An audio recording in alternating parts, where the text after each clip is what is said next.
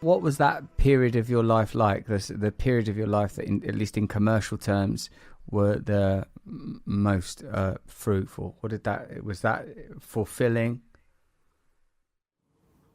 It was. It's great to see, that people are appreciating what you're doing. I mean, we were going around at that time. My first single was like Lady Dub on Feel.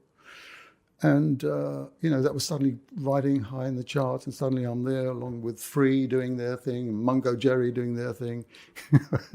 And I'm there singing this quiet sort of madrigal thing called Lady Dub on Feel. Inspired, by the way, I would say, by Peter Green an awful lot.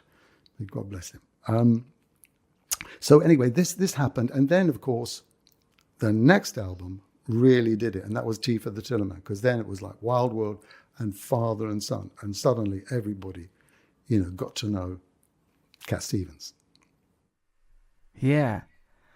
And then, but presumably this was in terms of personal fulfillment limited, but certainly in comparison to your ongoing spiritual journey, because you made what in retrospect still seems like a radical decision to convert to Islam, to change your name, and to sort of the renunciation of fame. In a sense, it is an apostasy of type, because in an economic and materialistic society, to renounce fame, one of the great sort of icons of our systems, of our secular faith, is an act of secular apostasy. I'm happy with that bit of language. So like even today it seems like a controversial thing.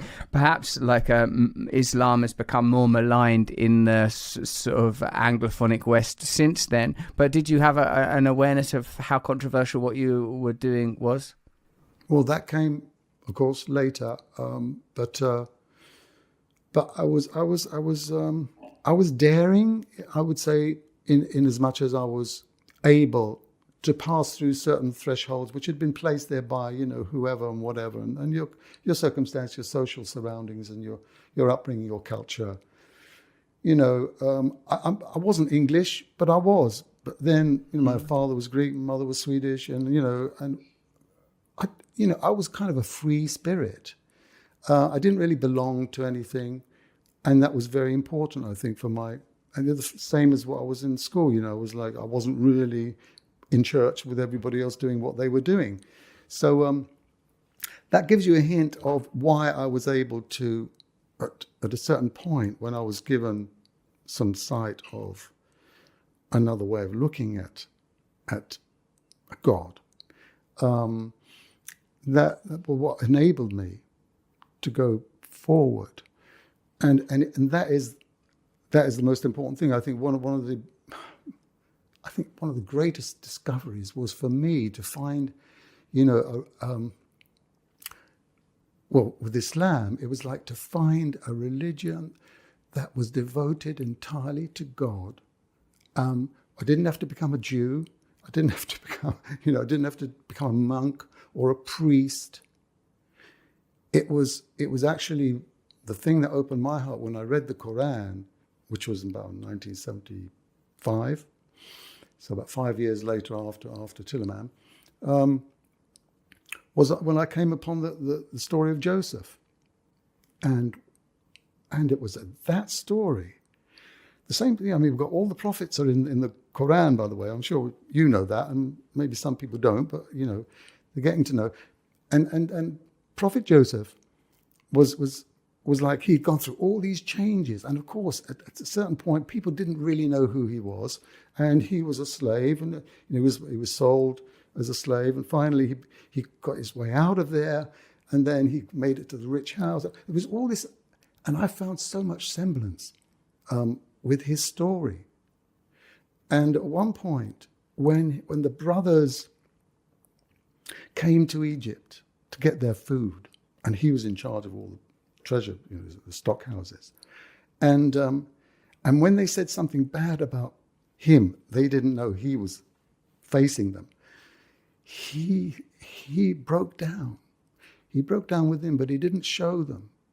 And it was that where I realized that who I was, that I wasn't what people maybe make me out to be, or what I made myself out to be. I was, and that's why I chose the name Yusuf, by the way, in the end. This is Joseph, because I broke through. And I was given so many enlightening, stages along this journey.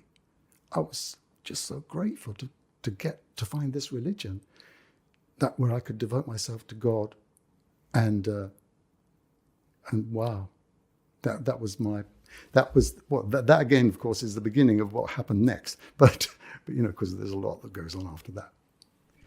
Because a lot of what of what I know about your life, I other than your musical genius, I identify with as like, oh, this is what it's like to feel alienated as a kid. This is what it's like to feel like you never fit in. This is what it's like to become famous and to recognize that fame isn't fulfilling. This is what it's like to put together a personal ideology made up of Hinduism, Buddhism, yoga, Christianity, folklore, mythology, and to deify and worship, in a sense, your own art. In my case, comedy, and obviously in your case, famously music. But the transition, the conversion, the devotion to follow one faith, and that's what is it in particular about Islam that called to you, particularly as given, as you've explained, that like the story of Joseph is like an Old Testament story also, and what is it particularly about the nature of Islam that you feel contacted you? Well, I certainly wouldn't have been able to accept Islam if it was like full of superstitions and things which couldn't relate to the real world, right? And that, I would say, is the key. Because when I started reading the Quran, one of the things that just I woke up to was the Quran is full of directives to make you think, not to make you follow rituals, but to make you first of all think. So then it talks about, for instance, and I don't know any other scripture that does it to this degree, where it points you to the sun, it points you to the moon, it says, these are creations of God, and the night and the day is a miracle.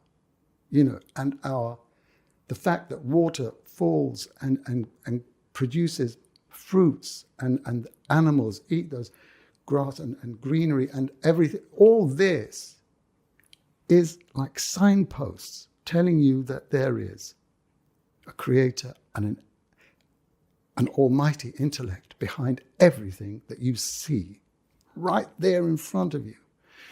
That's very, very important. Because it didn't mean I had to, believe some kind of unseen,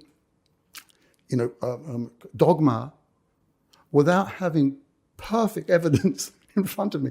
And let me just tell you one more thing, because there was this missing part of the story, which was just before I got the Quran. I was swimming in Malibu, in kind of, I was like, California there, and I went out for a swim, and there was no one else really swimming that day, so it wasn't clever, and I did that. And then suddenly, wow, I think I'm going to try and make my way back. And of course, at that point, I realized I ain't going to make it. You've got fractions of seconds to decide what to do next. And I didn't have any hesitation. And I said, God, if you save me, I'll work for you. And then a wave came, a small wave, and just took me. And I had everything I needed now to get back. So people could say, oh, that's a coincidence. Hey, that's the most important coincidence ever happened in my life. As they say, coincidence is sometimes the way that God keeps himself anonymous. But this was no anonymous. This was me and God. And later I found, then the Quran came to me. And later, of course, I find that verse in the Quran. It says, oh, when the storm comes and they're at sea, they make their religion pure for God. That's it. So all these steps and signs, I was reading and were bringing me closer and closer. What could I do, Russell? What could I do? I had to submit. That's it.